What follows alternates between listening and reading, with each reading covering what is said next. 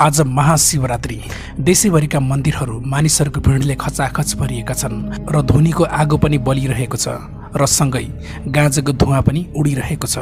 धेरै मानिसहरूको भनाइ यही छ, शिवजीले गाँजा खानुहुन्थ्यो। तर एकछिन सोच्नुहोस्, भगवान शिवलाई नीलकण्ठ किन भनियो? जब समुद्र मन्थन भयो, अमृतभन्दा पहिले विष निस्कियो। त्यो विषले सारा सृष्टि नै समाप्त पार्न सक्थ्यो।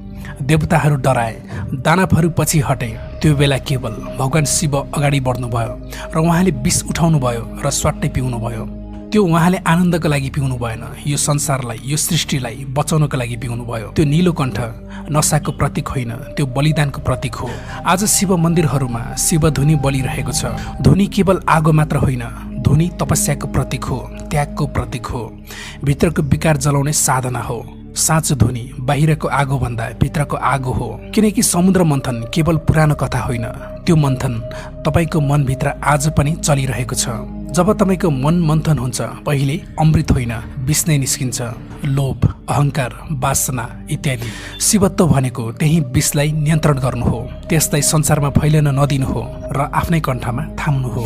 आज तपाईँ धुनीको आगो ताप्नुहुन्छ, तर के तपाईँ ठिक त्यसरी नै आफ्नो अहङ्कारलाई पनि जलाउन तयार हुनुहुन्छ? शिवको नाम लिनु त सजिलो छ, तर शिवत्वमा जिउन एकदमै गाह्रो छ।